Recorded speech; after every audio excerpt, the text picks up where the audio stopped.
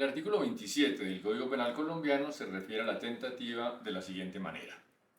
El que iniciare la ejecución de una conducta punible mediante actos idóneos e inequívocamente dirigidos a su consumación y ésta no se produjere por circunstancias ajenas a su voluntad,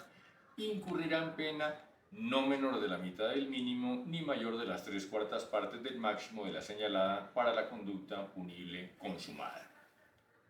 Lo primero que llama la atención de esta norma es la expresa referencia a que la tentativa solo existe a partir del momento en que se inicia la ejecución de la conducta punible, como una fórmula para descartar la posibilidad de sancionar comportamientos que puedan considerarse como simples actos preparatorios. La alusión al comienzo de ejecución como característica distintiva de la tentativa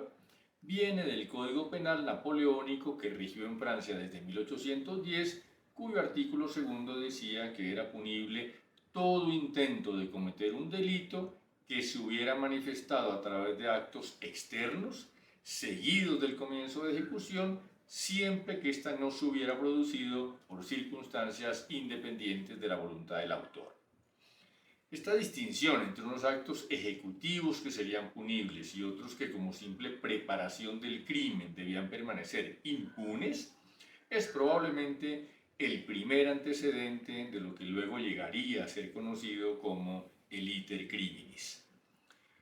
Esa redacción fue copiada por el Código Penal italiano de 1889, que fue el primer código penal de la Italia Unida, conocido como el Código Zanardelli, en honor al penalista que como ministro de Justicia impulsó su expedición. En su artículo 61, ese código sancionaba como autor de tentativa a quien con el fin de cometer un delito comienza su ejecución con medios idóneos, pero por causas ajenas a su voluntad no completa todo lo necesario para la consumación. A partir de entonces, esa fórmula se fue incorporando sin mayor discusión en muchas legislaciones penales del mundo, incluida la colombiana. Sin usar la expresión iter criminis, que luego se ha hecho tan famosa como una forma gráfica de presentar la tentativa, Carrara describía el delito como un viaje emprendido hacia la violación de la ley. A partir de ese símil, procuraba fijar el comienzo de ejecución diciendo que cuando alguien quiere ir de Roma a París, prepara el pasaporte y las maletas, pero que solo cuando se pone en camino ha dado comienzo al viaje, aun cuando nadie pueda saber en ese momento hacia dónde se dirige y pese a que aún no ha llegado a su destino. Citando a Andrea Alciato, un jurista italiano del siglo XVI radicado en Francia, Carrara redujo el concepto de tentativa a la expresión latina conatus in itinere crimen in meta, que en castellano puede ser traducida como en el camino la tentativa, en la meta el crimen. A partir de esa expresión se fue desarrollando, consolidando y difundiendo la figura del iter criminis para intentar explicar de una forma sencilla la tentativa como un alto en la senda del crimen. Pese a lo ilustrativo que parecía el ejemplo del viaje a París, pronto fue evidente que en el ámbito del derecho penal la sola referencia al comienzo de ejecución no permitía establecer con claridad el límite entre los actos preparatorios impunes y los ejecutivos punibles. Un suceso especialmente relevante en la Italia de comienzos del siglo XX llamó particularmente la atención de algunos penalistas.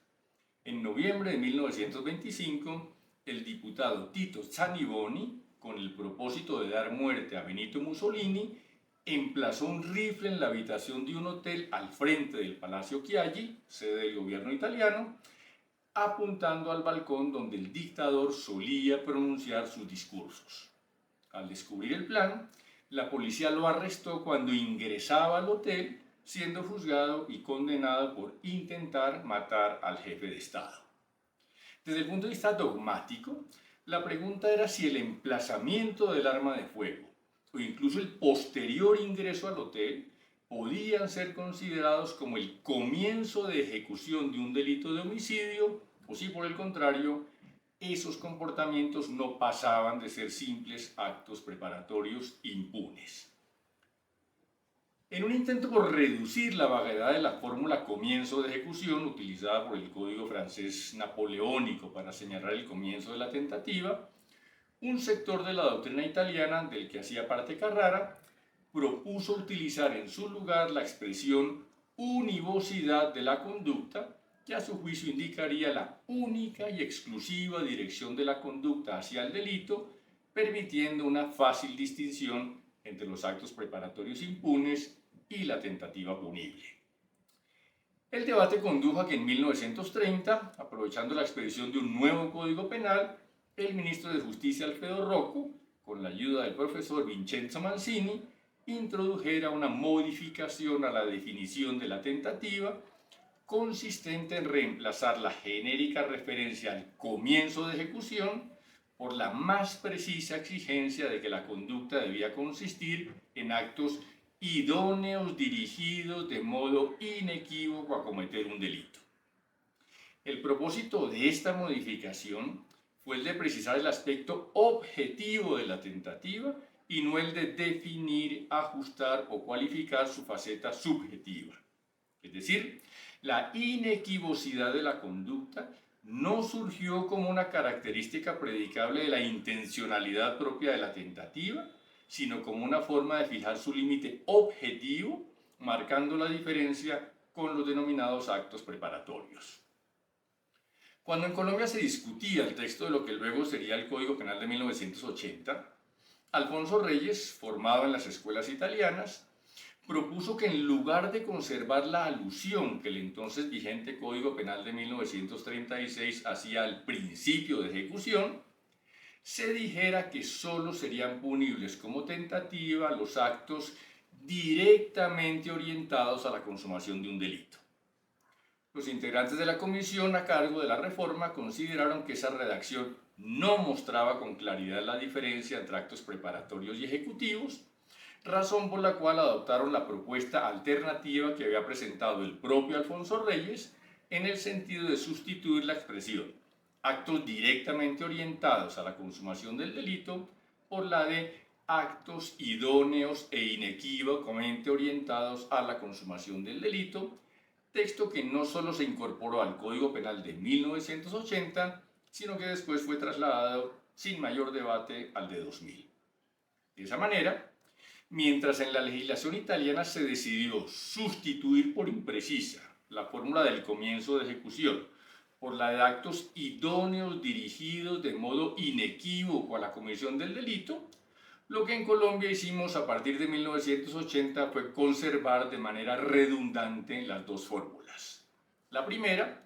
en cuanto alude al comienzo de ejecución, tiene la evidente utilidad práctica de recordar que la tentativa existe únicamente después de superada la fase de los actos preparatorios, mientras la segunda pretende señalar con mayor precisión el momento en que la conducta debe ser valorada como una tentativa punible. Esto es, cuando desde una perspectiva ex ante, ella puede ser interpretada como encaminada a la consumación de un delito, lo cual implica que pueda ser apreciada como idónea para afectar el bien jurídico. Este origen de la expresión actos idóneos e inequívocamente dirigidos a la consumación de una conducta punible que usa el Código Penal colombiano al definir la tentativa, constituye un importante insumo para abordar dos de los aspectos más complejos que esta figura plantea. De una parte, muestra que la referencia a la idoneidad de la conducta es un elemento para diferenciar los actos preparatorios de los ejecutivos y no la prueba de que el legislador colombiano quiso excluir la punibilidad de las denominadas tentativas inidóneas que desde una equivocada perspectiva ex post la doctrina y jurisprudencia dominantes en Colombia consideran impunes. De otro lado, pone de presente que la referencia a la inequivocidad de la conducta no es una forma de cualificar el aspecto subjetivo de la tentativa para circunscribir su aplicación a los casos de dolo directo, sino que está encaminada a marcar el límite objetivo a partir del cual surge la tentativa punible. Esto significa, a su vez, que el legislador colombiano no cerró la puerta al debate sobre si es posible concebir la tentativa con dolo indirecto e incluso con dolo eventual.